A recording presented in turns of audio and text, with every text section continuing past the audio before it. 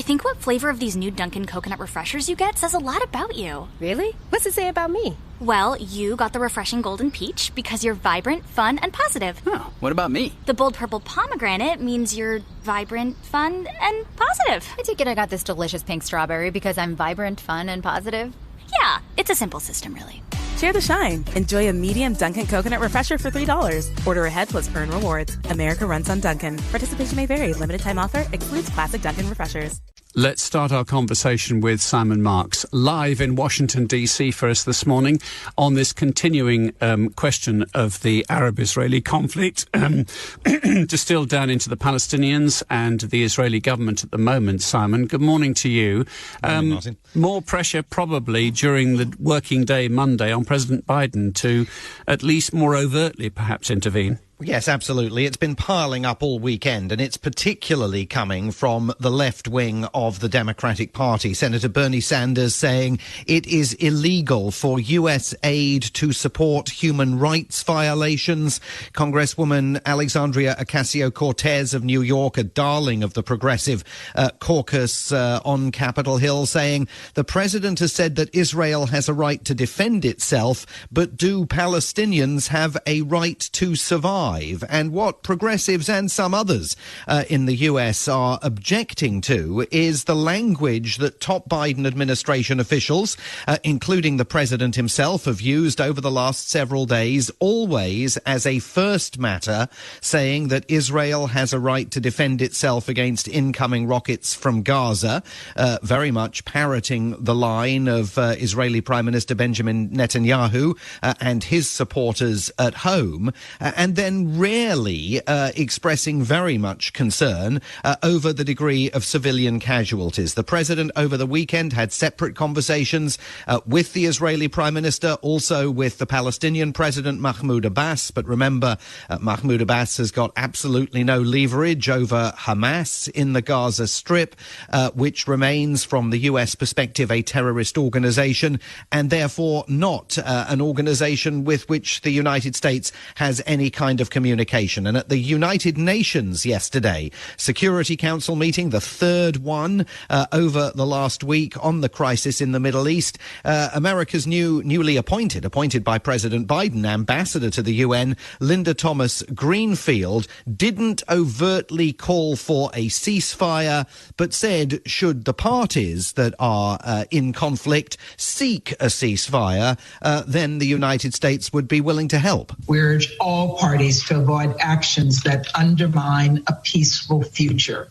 This includes avoiding incitement, violent attacks, and terrorist acts, as well as evictions, including in East Jerusalem. The United States calls on Hamas and other Palestinian groups in Gaza to immediately halt rocket attacks and other provocations.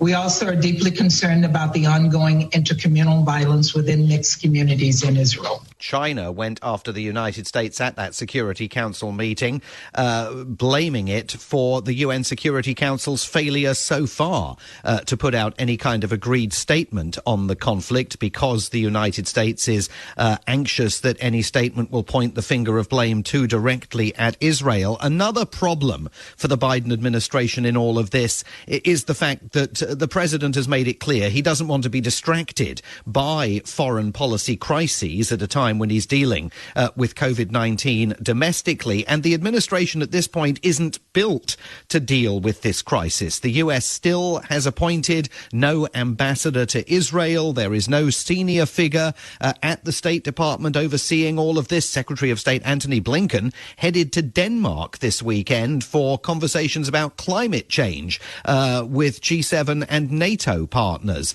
Jim Lindsay is an analyst at the New York-based Council on Foreign Relations. The Biden administration came into office seeking to deprioritize the Middle East broadly. And indeed, this portfolio is being handled in the State Department by a Deputy Assistant Secretary of State. That's what we might call a mid-level position. And this Deputy Assistant Secretary of State, Hadi Amr, has been dispatched to Israel. But that's quite clearly different than sending, let's say, your Secretary of State or the Vice President, as one might imagine having happened in past crises. But I think we're now at a stage, Martin, where the conflict is so deep and now entrenched as it goes into its second week that the Biden administration is really going to have no alternative but to focus on this and put it on the front burner, much as the president doesn't seem to want to do that. On coronavirus, Simon, more confusion about face masks?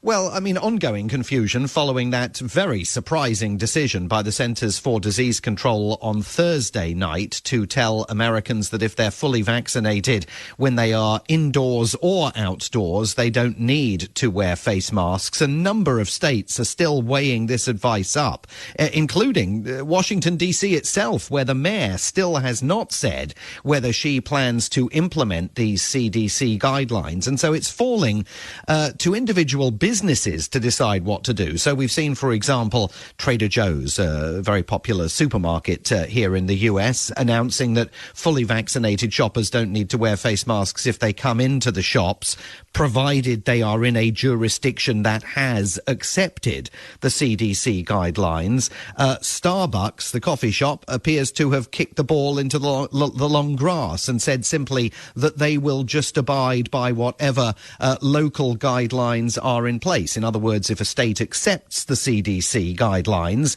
then if you're fully vaccinated, you don't have to wear a face mask when you go and buy a cappuccino. But if you're in a place that hasn't accepted the CDC guidelines, then you still do.